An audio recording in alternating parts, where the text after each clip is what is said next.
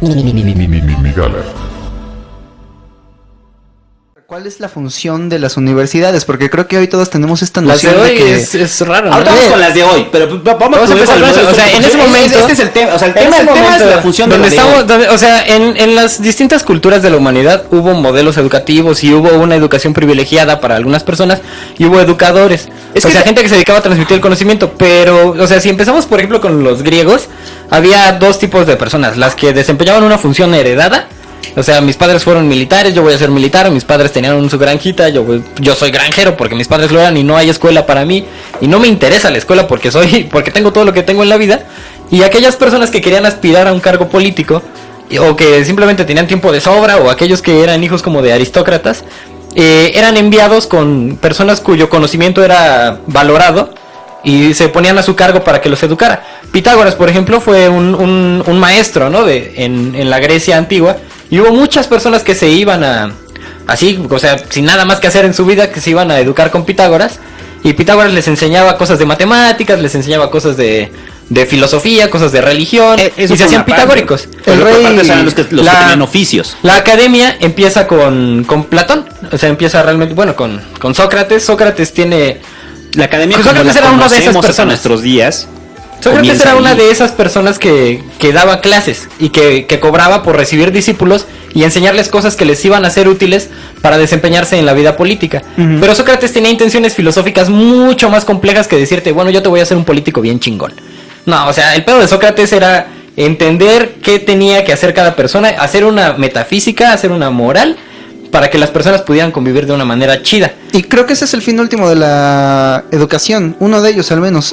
Sócrates es un sabio por eso, por decir virtud es conocimiento. En tanto que tú sepas por qué haces lo que haces, quién eres, primero, número uno, quién eres, y segundo, qué hace una persona que hace lo que tú eres, cómo lo puedes hacer mejor, en ese momento vas a ser virtuoso en ese sentido, ¿no? Mientras estaba escribiendo la introducción para este podcast, ustedes recordarán, hay una línea que dice que entre más títulos universitarios manufacturamos, menos valen por pura inflación.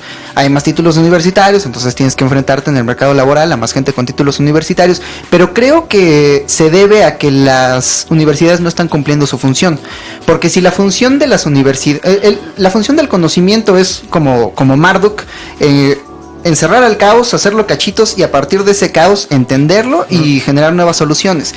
Y estas nuevas soluciones nos van a abrir nuevas tecnologías, nuevas oportunidades laborales. Pero eso ya es muy posterior. Eso es muy posterior. Ya son universidades posteriores. Exacto. Es que nos queremos ir directo al tema. Espera. Si empezamos con el primer modelo educativo, bueno, yo pienso que los primeros educadores eran los educadores griegos, a los que se les pagaba por educar a aristócratas.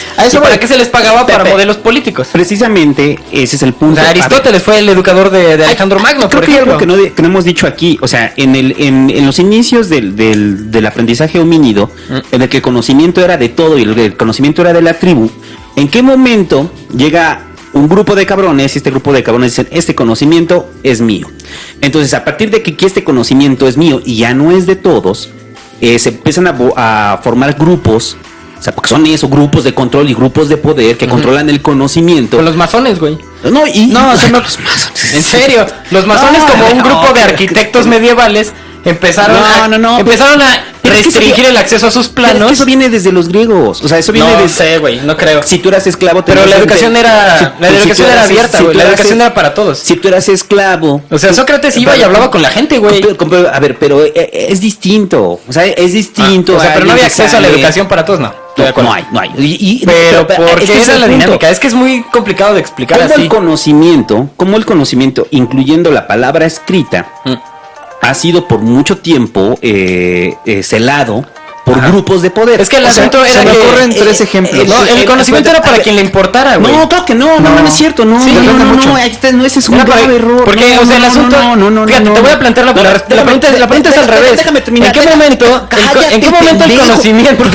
Mute, ya, la chingada. A ver, voy a terminar mi argumento, me voy a subir el volumen para que el David no se escuche. Miren, ahí está ya me escucho más, me escucho mejor. Vas a la verga. Entonces, me dejas tomar turno, después de ti voy yo. Ajá, entonces, ya que el David está silenciado. Toma turno, váyanse a la verga.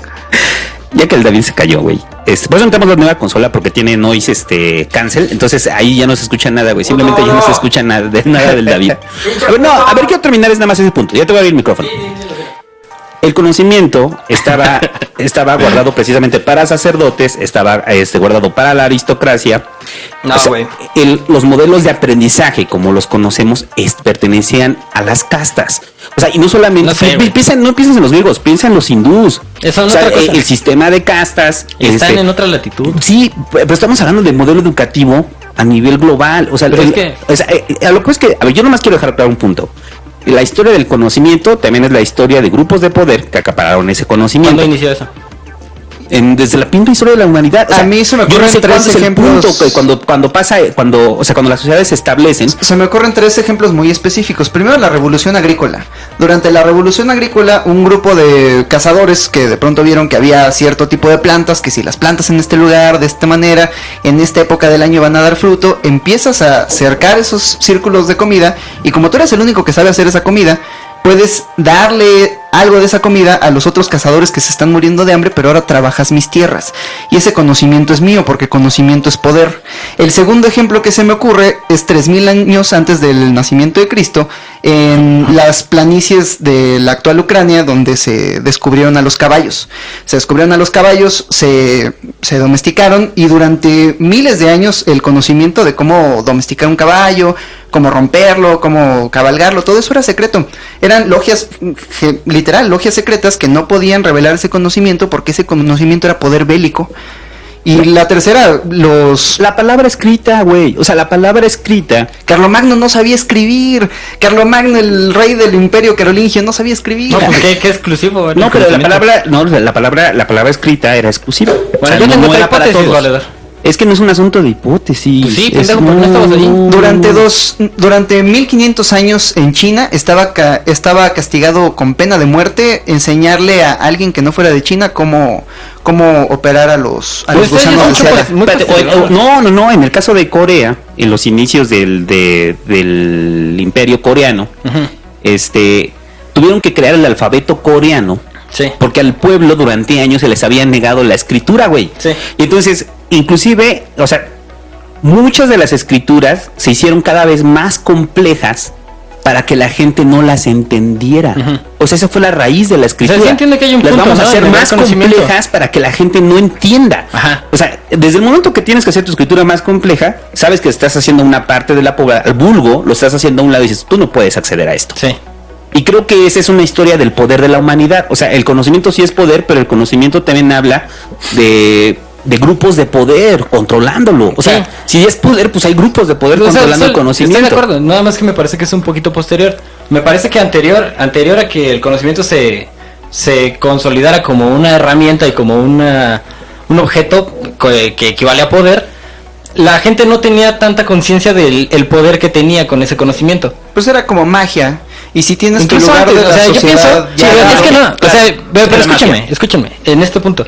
O sea, pienso en el conocimiento matemático para los griegos, no era magia para nadie, güey. Y ni siquiera eran alquimias de un grupo de loquitos que se juntaban en los arbolitos a platicar. Los sólidos platónicos. O sea, sí es mágico. O sea, para mí es mágico, para la gente así más o menos alumbrada es algo chido.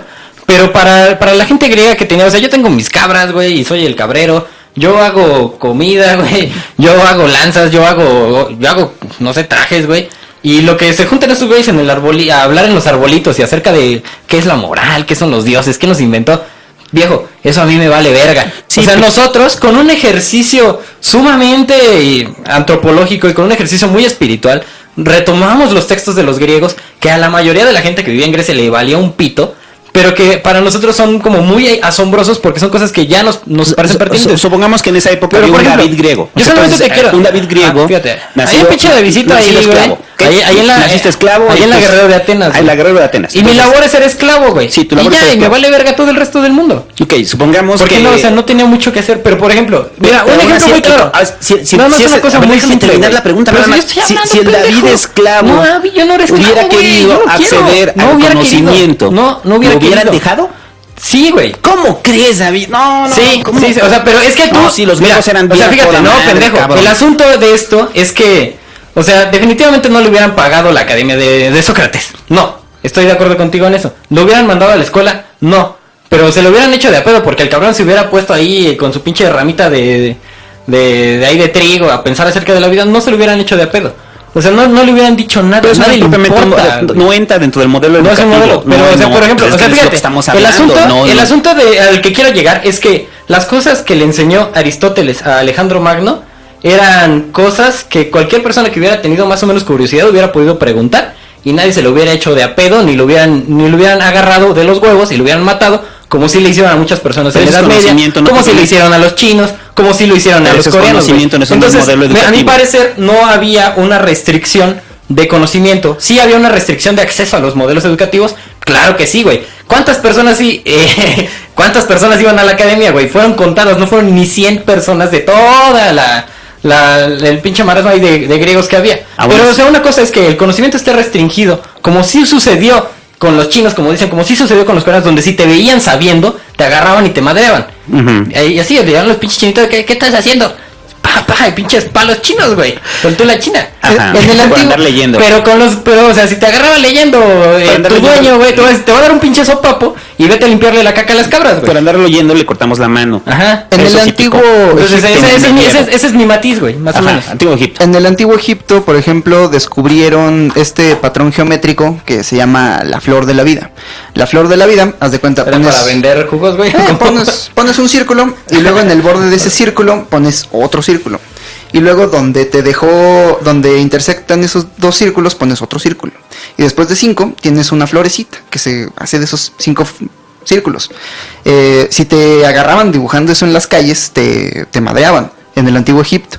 Porque si pones eso 19 veces, 19... Dice puto el que lo lea. 19 círculos, dice... Puto el faraón. Puto el faraón.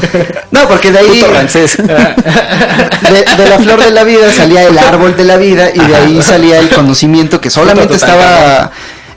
conocimiento que solamente los sacerdotes podían tener, de cómo a partir de algo simple podías hacer algo complejo y cómo domar al caos. Para ellos era como magia. El conocimiento, estamos de acuerdo que es como... El conocimiento también fue muy velado para los egipcios. Sí, porque pues era literal el poder y era una sociedad esclavista. Y como ellos creían genuinamente en la magia de estos patrones geométricos, si te venían ahí en tu pirámide que estabas ahí dibujando, a ver quién chingados te enseñó eso. De entrada, prohibido enseñarle a un esclavo. Y segunda, pues ese pedo es magia, no lo puedes hacer. Pero no, o sea, no te ha llegado como esta conciencia de que hay dos tipos de conocimiento en cada cultura, el conocimiento y el conocimiento. O sea, hay cosas que, por ejemplo, o sea, si lo ponemos, por ejemplo, en no sé, güey, un coreano dibujando las florecitas estas del mal, pues no hubiera importado, ¿no? Porque para ellos ese conocimiento no era trascendente. Sí, pero el asunto es que hay cosas... Está hablando del propio contexto social. Hay cosas que para una cultura están como vedadas para que los demás lo conozcan y otras que para otra cultura podría ser el mismo conocimiento y les valdría madre. O sea, cada cultura va determinando qué es el conocimiento restringido y cuál es el que no lo es. Lo que sucede ahí es que el conocimiento no existe en aislamiento. Si tú te sientas en las islas de Ceú a fumar mota y a pensar pendejadas, pues no se te va a ocurrir la flor de la vida. La flor de la vida es conocimiento que arrastraron desde miles de años. Entonces, que tú conozcas la flor de la vida, el patrón y cómo replicarlo, habla de una relación entre tú y alguien que ya lo sabía. Y ese alguien que ya lo sabía tenía la instrucción específica de no compartirlo con nadie. Entonces, esta idea que tienes de que, bueno, el conocimiento es para quien le interese, tiene la peligrosa implicación de que se puede aprender solo. Y actualmente sí.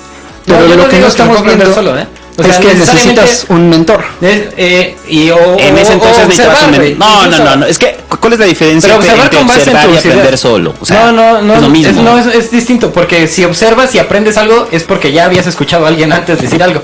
O sea, tú no necesitas tener al mentor al lado tuyo para tener el recuerdo de lo que te dijo el mentor y reflexionar al respecto.